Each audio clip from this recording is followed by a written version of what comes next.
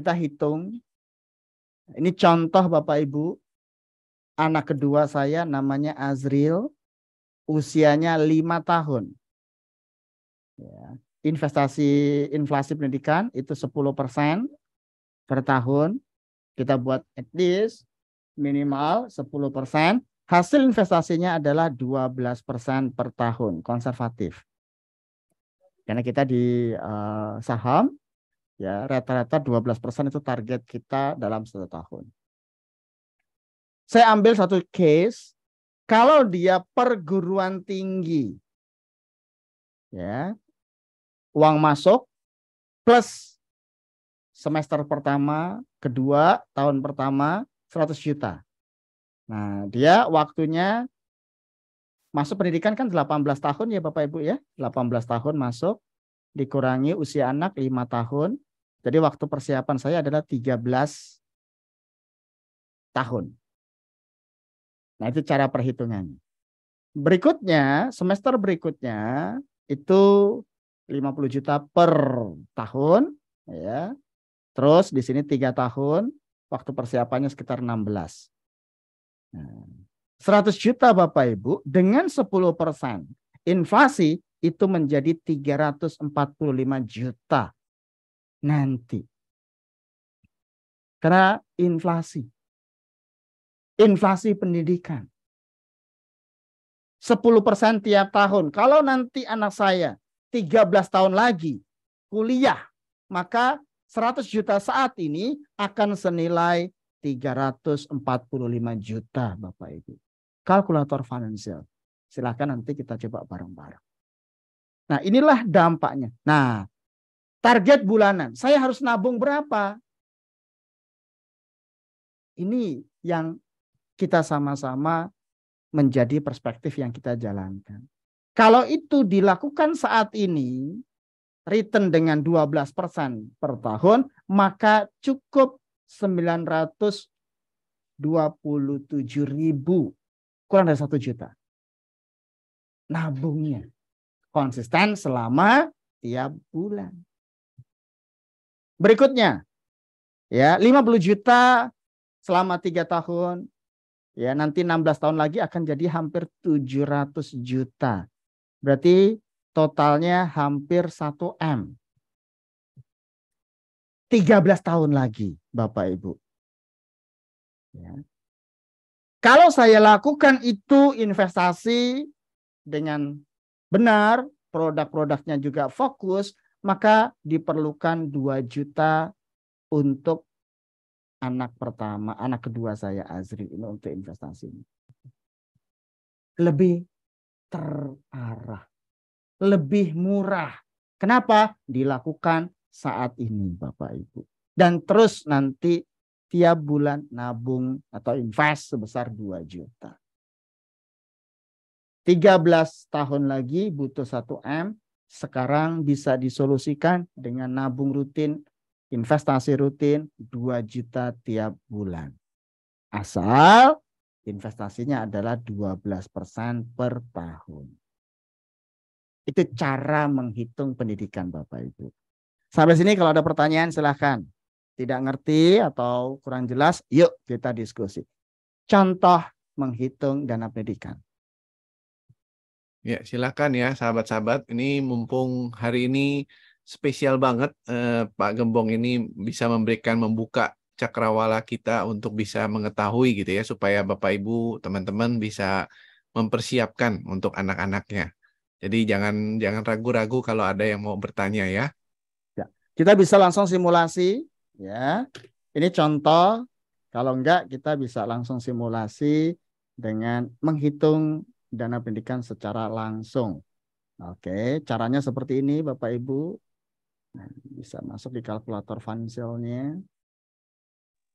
Oke, ada yang mau volunteer dihitungkan dana pendidikannya?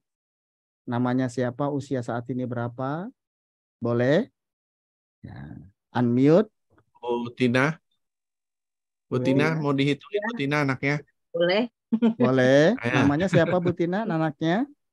Yang gede ya? Apa yang kecil ya? Yang 9 Yang tahun. baiknya yang kecil dulu supaya jangka waktunya lebih lama gitu kan, ada prepare-nya. Ya, Richard, Richard. Oke, usianya berapa Ibu? 9 tahun. 9 tahun. Nah, sekarang ketika bicara investasi, itu kita inflasi pendidikan 10%, make sense ya? Atau ada ini 2 kali dari inflasi normal. Kalau sekarang 5%, ya inflasi Indonesia kurang dari 4-5%, kita naikin menjadi 10 atau 2 kali. Nah,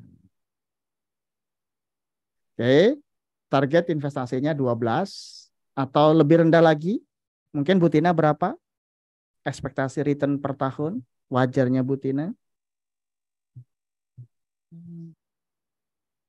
Ya 12 aja sih. Oke, 12. Nah, kita ambil mau dihitungkan dan jenjang pendidikan yang mana? SMA, perguruan tinggi? Dari SMA kayaknya ya. Oke, good. Nah, SMA.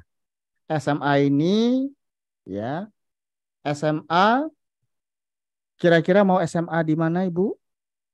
Biar kita punya gambaran. Hmm, Ini sih kayak di BINUS sih. Oke, usia di BINUS ya. Di BINUS standar nasional biasanya rata-rata uang masuk antara kalau SMA ya 40 sampai 75 juta. Kira-kira uang masuk ya di angka itu apakah wajar menurut Bapak Ibu? Ini BINUS ya, SMA di BINUS. Kayaknya nggak segitu deh Pak. Berapa Ibu? Boleh disebutkan? Kalau nggak salah sekarang aja udah 60. Nah, tadi kan 40 sampai 75, range-nya udah Oh iya 60 iya gitu ya. iya. Oh ya sorry aku. Oke, uang masuk, uang pangkal 60 ditambah SPP-nya berapa Ibu? Rata-rata saat ini. 4 sampai 5 ya kayaknya. Oke, kita buat 5 ya. 5. Jadi tahun pertama itu terdiri dari uang masuk. Uang masuk kita sebut tadi berapa di 60 juta. Terus yang kedua adalah ya SPP 5 juta kalikan 12 60 ya, berarti plus uang masuk, uang pangkal 60 berarti 120 juta Ibu. Kita tulis ya, 120 juta tahap pertama. Oke, 120 juta. Usia anak 9, usia masuk ke SMA rata-rata berapa Bu? 15 atau 16? 15 16 ya. 16 tahun. Iya 15 ya 15. Oke, 15 berarti waktu untuk persiapannya 15 dikurangi 9, 9. yaitu 6 tahun. 6 tahun. Nah, jadi dengan 120 juta saat ini Bu, inflasinya 10% itu akan jadi ya 212 juta. Nanti ya, itu tahun pertama. Tahun kedua dan ketiga uang pendidikan itu terdiri uang SPP aja ya yang kita sederhanakan, walaupun nanti ada uang buku, uang lainnya, tapi itu yang juga ada ya sih. mayoritas utama yang ini, yang major itu uang pendidikan 5 juta, berarti setahun 60 juta. Nah, 60 juta dan di sini 2 tahun. SMA kelas 2 dan kelas 3. Maka persiapannya 8 tahun. Nah, ini caranya. Oke. Jadi 60 juta tiap tahun karena 2 tahun 120 juta. Nanti 8 tahun lagi senilai 257 juta. Lanjut Bu, perguruan tinggi ya. Mau perguruan tinggi yang mana? BINUS juga? Atau luar negeri? Silahkan. Kayaknya dalam negeri dulu deh. Oke. Dalam negeri standar BINUS atau pengen Ya, mana? boleh lah. Oke, swasta ya. Swasta uang masuk itu range-nya antara 75 sampai 150 kalau jurusan biasa. Tapi jurusan tertentu kayak kedokteran, manajemen dan lainnya itu bisa lebih dari 150 juta. Atau Ibu sudah punya gambaran uang masuknya berapa? Belum sih. Belum. Kita pakai di patokan ini ya, kualitas BINUS SMA aja 60. Jadi kalau untuk perguruan tinggi 100 juta make sense Bapak Ibu? Iya, 100 juta. Terus di situ biasanya uang semester ya. Kalau SMA 5 juta, anggaplah kita samain ya, 60-an, maka 120 ya 160 juta di tahun pertama. Oke, 160 juta tahun pertama. Nah, ini jangka waktunya adalah 9 tahun lagi. Berarti butuh tahun pertama 377 juta. Nah, berikutnya ya per semesternya anggaplah let's say 30 juta atau bahkan lebih, kita minimum 30 juta. Nah, 50 juta per tahun.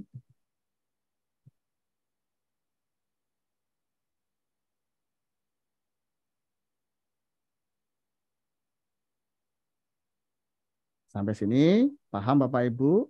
Nanti kalau ada yang perlu dihitung bisa kita bantu DM aja ya atau hubungi saya.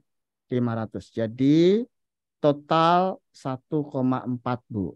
SMA dan perguruan tinggi nanti ya secara perhitungan 6 tahun sampai 12 tahun lagi. 1,4 miliar. Nah, sampai sini kalau ada pertanyaan atau diskusi, biasanya ini akan menjadi shock ya Bu, ya perhitungan ya. Dihitung tambah bingung Mas gitu kan. Udah kita jalani. Nah, inilah fungsinya kita planning Bapak Ibu supaya minimal dialokasikan, let's say di sini idealnya 7 juta, cuma nanti kan tiap bulan kita akan diskusi kira-kira penempatan di mana. Bu Tina gimana? 1,4 Bu total SMP sama perguruan tinggi nanti 6 tahun 8 tahun lagi. Ya. Tanggapan Bu Tina dan teman-teman bagaimana? Boleh share.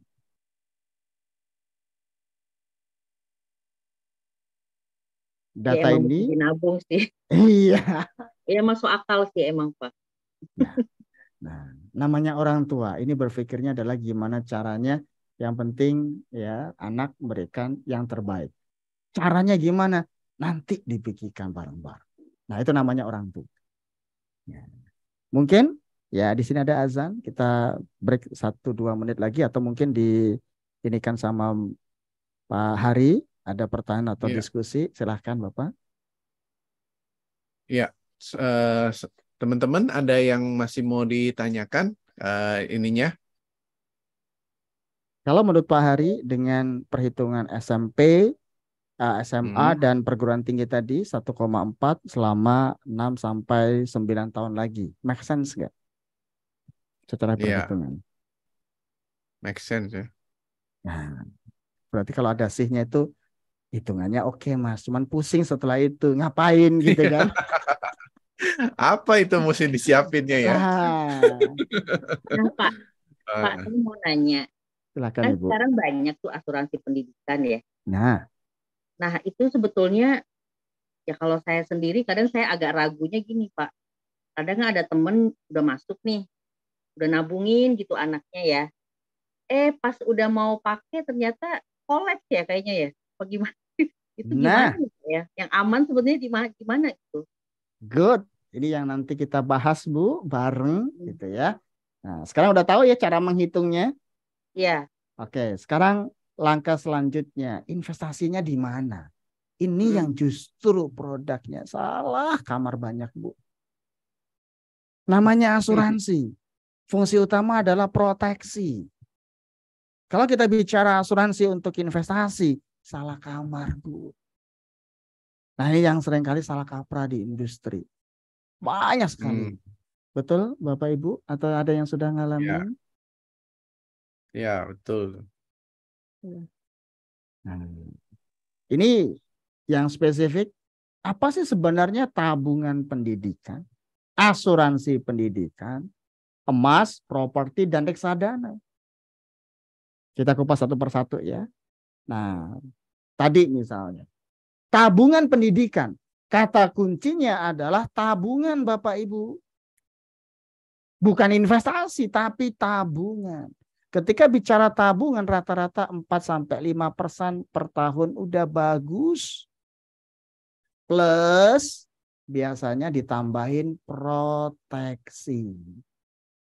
Kalau terjadi resiko, misalnya ya, atas jiwa atau kesehatan. Tapi fungsi utamanya adalah tabungan Bapak Ibu. Nabung. Jelas jangka waktunya, dijamin LPS, bisa ditambahkan asuransi jiwa. Tapi tabungan rata-rata 3-5% per tahun. Karena produk utamanya adalah tabungan Bapak Ibu. Namanya aja tabungan.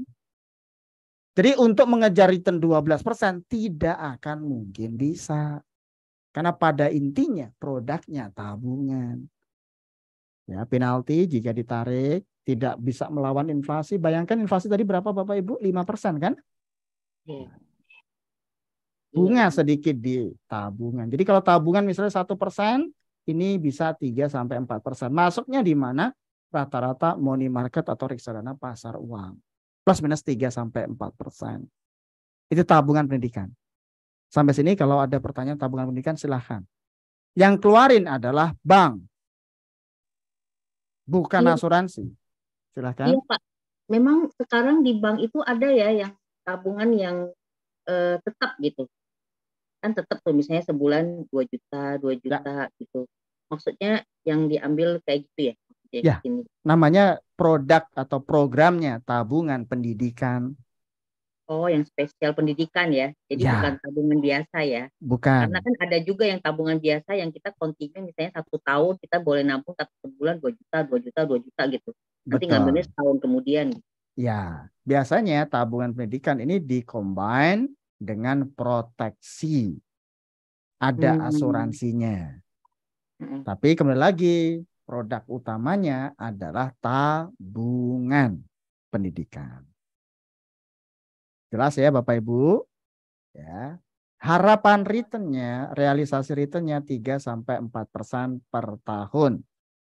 Ya, ibaratnya itu dimasukkan deposito ataupun pasar uang, ya dijaga. Ya, ibaratnya secara return 3-4% per tahun.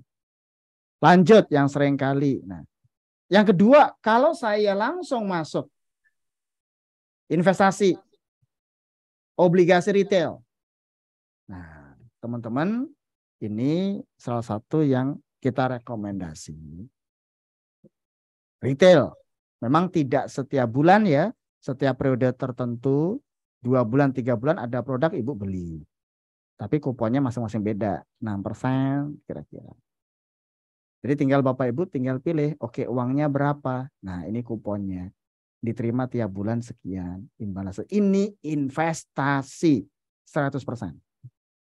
Tidak ada namanya embel-embel proteksi atau kesehatan atau jiwa. Tidak ada. Obligasi. Retail. Nah, berikutnya. Nah ini yang sering kali salah kaprah Bapak Ibu.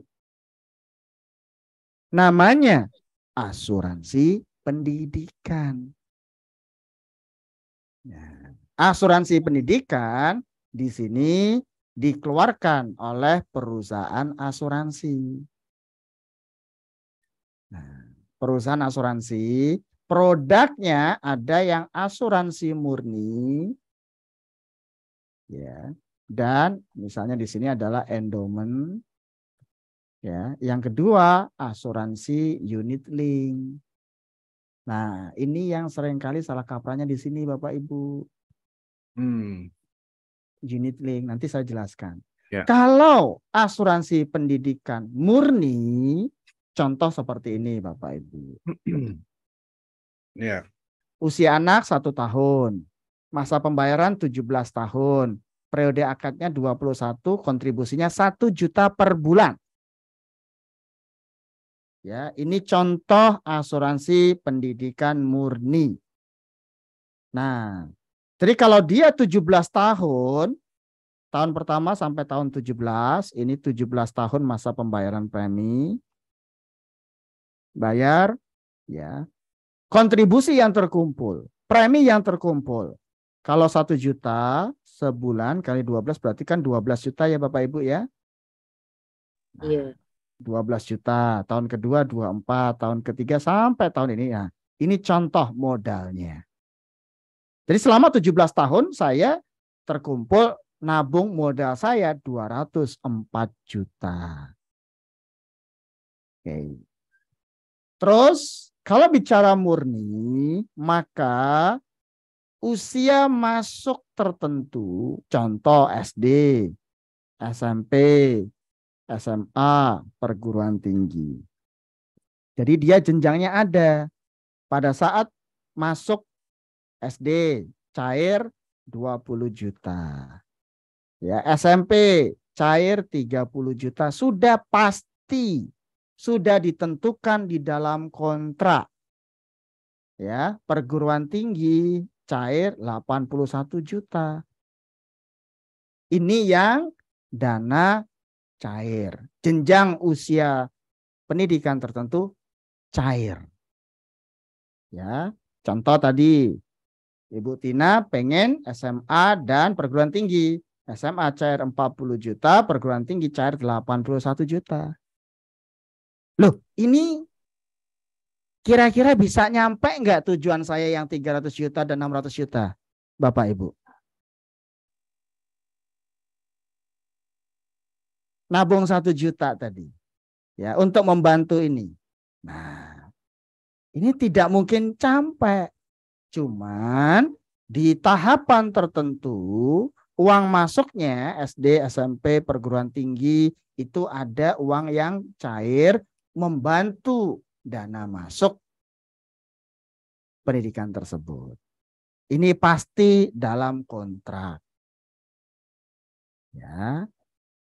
Karena pertumbuhannya, target investasinya hanya 7-8% aja Bapak Ibu. Tapi ini dikatakan asuransi murni. Jelas. Biasanya periodik tertentu, dana yang cair di tahapan tertentu sudah jelas berapa yang cair. Tujuannya ini bukan untuk investasi, namanya aja proteksi. Nah, ini yang dibutuhkan Bapak Ibu. Ketika ada resiko dana kematian, ya, karena peserta meninggal dunia, maka akan cair misalnya di sini. Ya, sejumlah uang santunan. Let's say misalnya 204 sampai 800 jutaan. 300 juta. Nah, inilah fungsinya proteksi. Jadi asuransi murni pendidikan, ya, itu dana tahapan tiap tahapan periodenya muncul, plus jika terkait meninggal ada uang pertanggungan jiwa yang keluar. Tujuannya memastikan uang itu ya bisa digunakan untuk bayarin pendidikan dia. Sampai sini, kalau ada pertanyaan asuransi pendidikan murni, silahkan.